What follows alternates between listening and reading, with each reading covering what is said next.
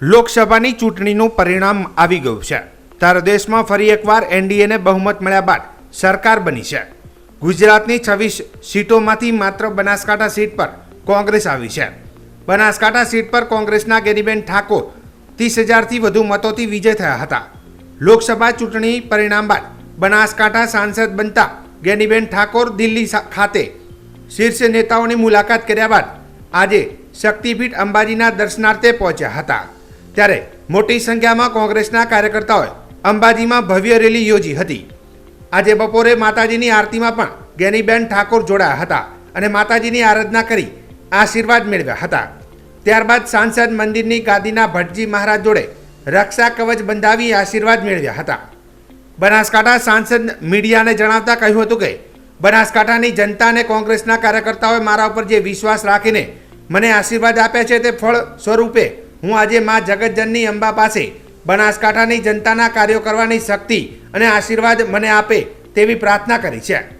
અમારા મવડી મંડળે પણ દિલ્હી ખાતે મિટિંગમાં ગયા ત્યારે અમને જનતાના તમામ પ્રશ્નો માટે તૈયાર રહેવા અને ભાઈચારો કાયમ રાખવા માટે સૂચન કર્યું છે।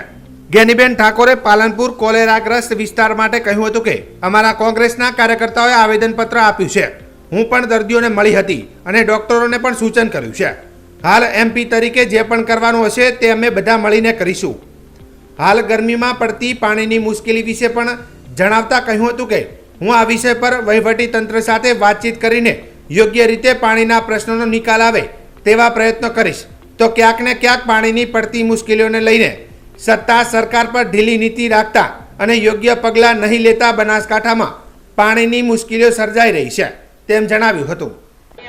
સમગ્ર બનાસકાંઠાની જનતાએ અને કોંગ્રેસના આગેવાનો કાર્યકરોએ તમામ લોકોએ બનાસકાંઠાની સીટ જીતીને જે આશીર્વાદ આપ્યા છે એના ભાગરૂપે આજે માં જગદંબા 51 શક્તિપીઠ માં અંબાજીના દર્શન કરવા માટે અમે સૌ આવ્યા છીએ। ત્યારે માં જગદંબા અંબાજીને એક જ પ્રાર્થના કરું છું સમગ્ર જિલ્લા વતી કે માં જગદંબા ભાઈચારાની ભાવના રાખે, અમારા કોંગ્રેસના કાર્યકરો હળી મળીને લોકોની સેવા કરવા માટેની માં જગદંબા સૌને શક્તિ આપે। અમારા ખૂબ જ બધા સિનિયર આગેવાનો છે, પ્રદેશનું અમારું શીર્ષ નેતૃત્વ છે અને એક અમારી એક પાર્ટીની ચેનલ છે।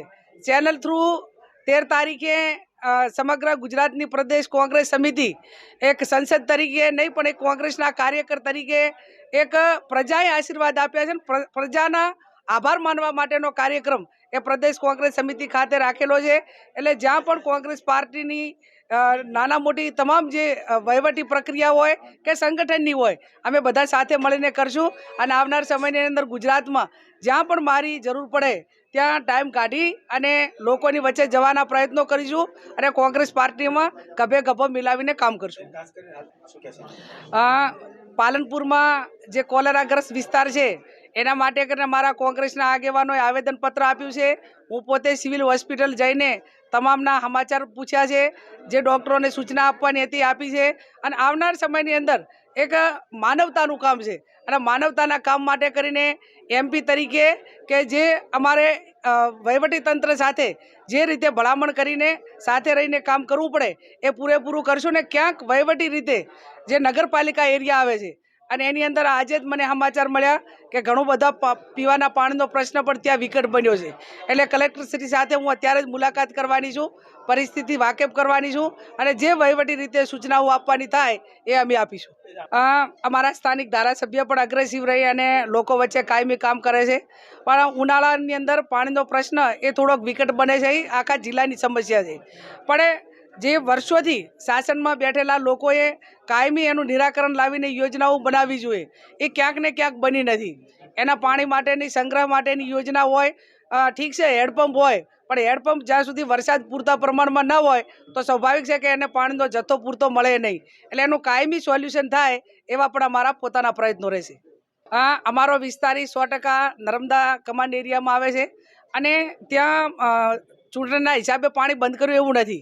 આ મહિનાની અંદર મેન્ટેનન્સની જવાબદારી હોય કે જે કંઈ નાના મોટું વહીવટી રીતે કરવાનું હોય એના કારણે પાણી બંધ કરવામાં આવ્યું છે અને અત્યારે ખેડૂતોને હાલ પાણીની એવી બધી જરૂર નથી કે જે મેન્ટેનન્સ પછી આખો શિયાળો અને જે સિઝન છે એ સિઝનમાં હેરાનગતિ થાય નહીં એના માટે કરીને 1 મહિનો આ દર વખતે રિપેરિંગ માટે કરીને આ મહિનો પાણી બંધ રાખવામાં આવે છે.